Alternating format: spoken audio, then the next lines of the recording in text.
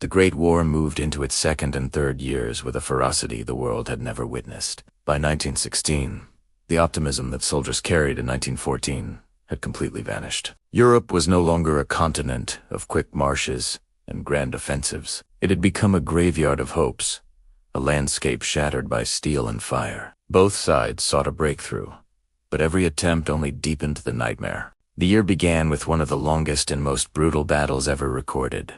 Verdun. The German high command believed that if they struck a blow deep at the heart of France, the French army would collapse under the pressure. They chose Verdun, fortress city symbolizing French pride. Their plan was simple but ruthless. Bleed France white. They launched a massive assault in February 1916, unleashing a storm of artillery that tore apart forests, villages, and centuries-old fortifications. The French, refusing to surrender their symbolic stronghold, poured men into Verdun continuously. They rotated divisions to prevent collapse, and each soldier marched into a hellscape where earth and flesh merged into a single mass of destruction. Artillery shells exploded every second. The air was thick with smoke, dust, and the smell of burning metal. Hills turned into craters. Rivers turned red. Soldiers fought for mere meters of ground positions with names like Hill 304 and Fort Douaumont, names that would forever be etched into military history. Verdun lasted nearly a year. Hundreds of thousands died. At the end, the front lines barely moved. The world saw what industrialized war truly meant, suffering on a scale unimaginable in earlier centuries. While Verdun raged, the British and French launched another massive offensive to relieve pressure, the Battle of the Somme. It began on July 1st, 1916, and became another symbol of the horrors of the Western Front. British troops advanced behind a week-long artillery bombardment they believed to destroy German defenses. But when the whistles blew and soldiers climbed out of the trenches, machine guns erupted from hidden bunkers untouched by the bombardment. On that first day alone, the British Army suffered nearly 60,000 casualties, the bloodiest day in British military history. Yet, the battle continued for months. Rain turned the battlefield into mud. Shells made deep craters. Tanks introduced for the first time in history moved slowly across the landscape, often breaking down. Aircraft filled the skies in dogfights and reconnaissance missions. Still, after nearly 5 months of fighting, the front had barely shifted. Over 1 million casualties were recorded, but neither side achieved decisive victory. These battles revealed the crisis at the heart of WW1. Technology had advanced faster than tactics. Generals continued to order charges across open ground, while the weapons of the new sentry machine guns, rapid-fire artillery, barbed wire, gas made such attacks suicidal. The battlefield became a factory of death. On the Eastern Front, the war unfolded very differently. The vast geography meant armies could maneuver more, and the front lines stretched across hundreds of miles. Russia, large but poorly industrialized, struggled against the modern German army. Millions of Russian soldiers lacked proper training, weapons, and supplies. They were sent into battles with limited ammunition, inadequate equipment, and often low morale. The Brusilov offensive in 1916, led by Russian General Alexei Brusilov, was one of the most successful Russian operations of the war. His tactics broke through Austro-Hungarian lines and nearly destroyed their armies. But Russia lacked reserves and industry to exploit the gains fully. By 1917, Russia was exhausted.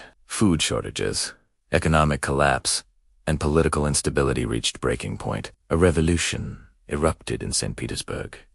And by the end of that year, the Tsar was gone. The Bolsheviks rose to power and withdrew Russia from the war, signing the Treaty of Brest-Litovsk with Germany. This withdrawal freed German troops from the Eastern Front, allowing them to move westward for a final massive offensive. But before that offensive would come, the war expanded further across the globe. In the Middle East, the Ottoman Empire fought against British, Arab, and colonial forces. Harsh desert campaigns unfolded around Gaza, Jerusalem, and Mesopotamia. The Arab revolt, supported by the British, challenged Ottoman control, and new leaders emerged across the region, reshaping the Middle East for generations to come. The collapse of Ottoman power would redraw borders and plant the seeds of future conflicts. In Africa, European colonial troops fought for control of German territories. In East Africa, the German commander Paul von Lettow-Vorbeck led a guerrilla campaign that tied down Allied forces until the very end of the war. One of the most remarkable guerrilla operations in military history. Across the seas, naval warfare became critical. German U-boats hunted mercilessly, sinking merchant ships and aiming to starve Britain. The sinking of the Lusitania in 1915 shocked the world and strained Germany's relations with neutral countries, especially the United States. By 1917, Germany adopted unrestricted submarine warfare, meaning they would sink any ship, military or civilian, entering Allied waters. This decision pushed the United States closer to joining the war. Combined with the intercepted Zimmermann telegram, in which Germany proposed an alliance with Mexico against the U.S., American patience snapped. In April 1917, the United States entered the war, bringing fresh troops and enormous industrial capacity.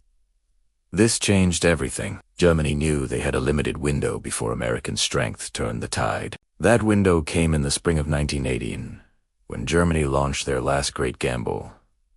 The Spring Offensive. This massive assault aimed to win the war before U.S. forces arrived in full strength. Using stormtrooper tech to small, fast-moving groups, they broke through Allied lines, pushing deep and achieving dramatic gains. For the first time in years, movement returned to the Western Front. Panic spread across Allied leadership, but Germany's advance came at a high cost. They exhausted their reserves. Their supply lines stretched thin. Their soldiers grew weaker. When the Allies, now strengthened by American divisions, launched counterattacks, Germany could no longer hold the line. The 100 Days Offensive began a relentless series of Allied assaults that pushed the Germans back across France. One position after another collapsed. The German army, once powerful and feared, was now exhausted, starving, and losing discipline. At home, civilians suffered shortages. Political unrest grew. Soldiers began deserting. Mutinies erupted. By autumn, it was over. Bulgaria surrendered. The Ottoman Empire surrendered. Austria-Hungary, collapsing under nationalist revolts, disintegrated. Germany, isolated and unable to continue, requested an armistice. And on November 11th, 1918, at the 11th hour, the guns fell silent. The world exhaled, but the scars ran deep.